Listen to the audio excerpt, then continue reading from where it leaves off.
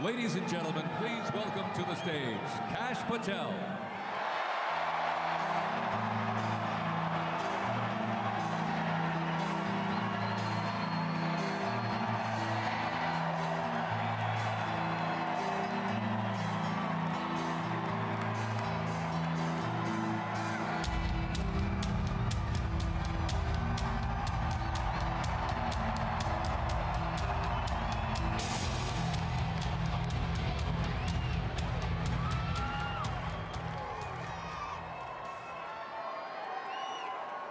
My, oh my, how do you follow Elon Musk when he tells you you're gonna take you to Mars? I'll tell you how. He and I share something deeply. We love the American dream. And we have been given a gift by God today to usher in a new dynasty because we just inaugurated Donald J. Trump as our 47th president. And we just inaugurated J.D. Vance as our Vice President of the United States. And we did that because the American dream is alive and well, because you chose that our dream can be the dream for our children and the dream for our world. And we are at a crossroads here in America, but our future is bright because you had the courage to stand for your convictions. So I'm humbled here to talk to you about why I love the American dream. My story's pretty simple, it's unique, and some of you share in it. My parents were born and raised in East Africa. My father in the 1970s fled a genocidal dictatorship in Uganda, where he saw 300,000 of his countrymen murdered, where he saw what lawlessness would do if it was allowed to break through the system of constitutional justice. He fled, like so many others. He married my mother. They moved here. They waited in line. They stood in line because the American dream was worth standing in line for.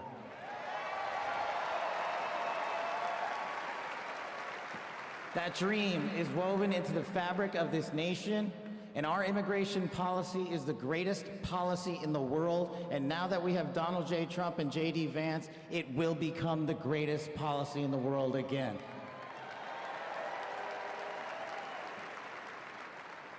But dreams and hopes aren't enough, my friends. We gotta get to work. And we gotta accept the realities that too many of you know from your communities. President Trump launched in his first term priorities of national security, law enforcement, economy, and global diplomacy. But now, we have to retread some of that. And I'd just like to go over a few of the things that our community has been living under these last few years. In the last calendar year alone, we had 100,000 drug overdoses. In the last calendar year alone, we had over 100,000 rapes. In the last calendar year alone, we had 17,000 homicides. That is unacceptable in 2025 in the United States of America. That is why we need constitutional law and order. When I read the statistic that for the age group of 18 to 45, the #1 cause of death is CCP fentanyl.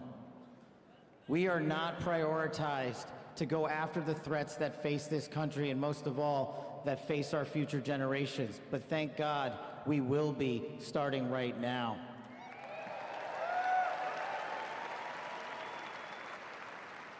President Trump and J.D. Vance's leadership and administration will usher in the priorities that I cherished during my 16 years in government service. That we will always, always honor the men and women who wear the cloth of our nation and stand on that wall and tell you nothing's getting by them tonight. And so to them, thank you.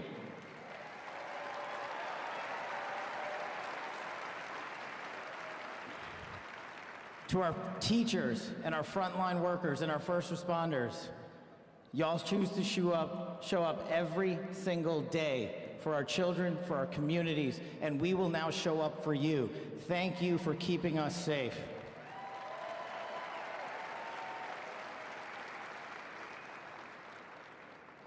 To the men and women in law enforcement, and maybe I'm biased on this one, Our police officers, our sheriffs, our federal agents are some of the greatest warriors that God has ever created. And we will put them first because they have our backs, and now we will have your backs.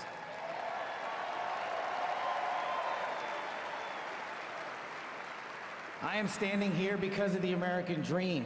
I am not standing here because of the color of my skin. I'm standing here because I earned my right on this stage, and you earned your right to be here with me.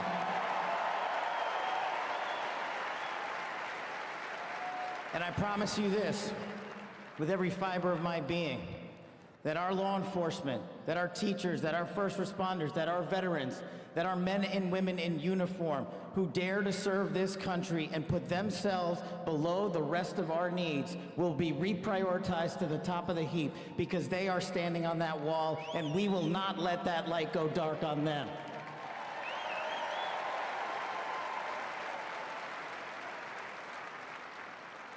Whether I was a national security prosecutor, a public defender, President Trump's deputy director of national intelligence, his chief of staff at the Department of Defense, or so many other roles that I was humbled and privileged to serve when I swore an oath to that Constitution, which I hope to do so again one day soon.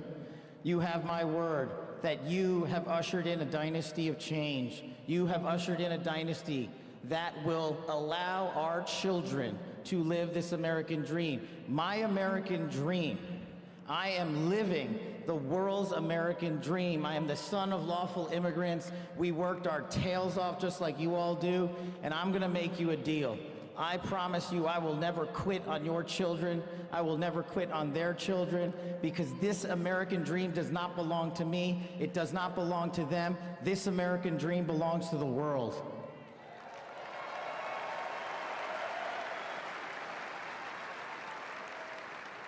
So in closing, I just want to tell you this.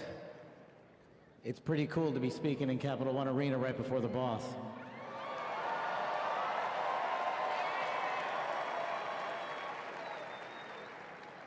You've inspired me beyond words. Your love, your devotion, your commitment to our country, everywhere I go, shows us that we are not only the beacon of hope, but we are the land of constitutional justice. We are the land under Donald J. Trump and J.D. Vance, where we are going to end the two-tier system of justice. We are going to remove the weaponization of the intelligence community for political purposes, and we are going to put the men and women of America first.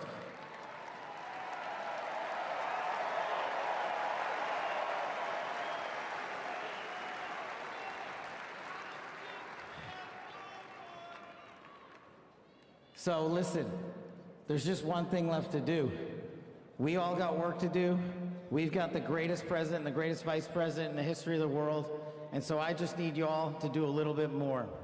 Every time you see a law enforcement officer, every time you see a veteran, every time you see a teacher, shake their hand. Give them a little bit of your time, because they're giving us all of our time. And don't forget to enjoy the ride, ladies and gentlemen. God bless America. God bless these United States of America. God bless every one of you. I'm living the American dream. My name is Kash Patel, and I ain't going anywhere. Let's go to work.